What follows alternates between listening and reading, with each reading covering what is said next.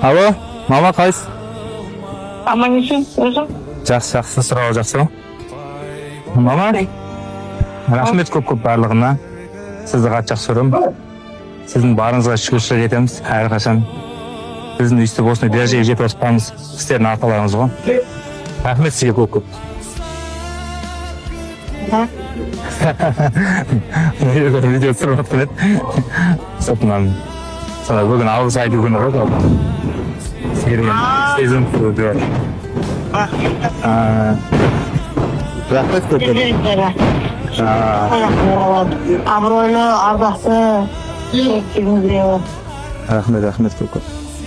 сендер жақсы болсаңдар, біз жақсымыз. Иә. Жоқ, сіздер жақсы болсаңыз біз жақсымыз айтамыз. Тәңірімізді келіп тастамасаңыз. Рахмет көп. Давай. Шаршамайсыз ма? Алло, папа? Ал сөз. Пап, бірінші наурыз алғыс айту күні, сол үшін мен саған мың алғысымды айтам. Мені күнде қолдап атқан үшін, маған сондай күшті папа болған үшін рахмет айтам. Қатты жақсы көрем сені. Бірінші наурыз алғыс айту күні. Я понимаю, бүгін бірақ бүгін 27-ші ақпан ғой. Я просто түсіріп жатырық видео соған. Болды. Ага. Все, давай, я потом позвоню. Давай. Мам, мен саған бір айтқым келіп тұр. Рахмет саған барлығы үшін, осы өмірге алып келгеніңе, мені всегда поддерживать етіп жүргеніңе, барлығы үшін рахмет. Мен сені жақсы көремін. Жуаным мен де сені жақсы көремін. Соны айта салайын дегенмін ғой. Рахмет, мам, пока. Потом перезвоню.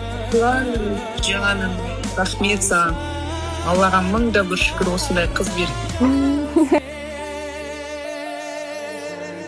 Пап, сегодня день благодарения. Хотела бы тебе сказать спасибо за все, что ты делаешь для меня, за твою поддержку.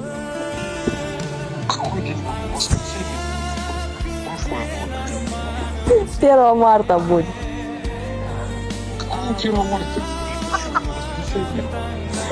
День благодарения, пап.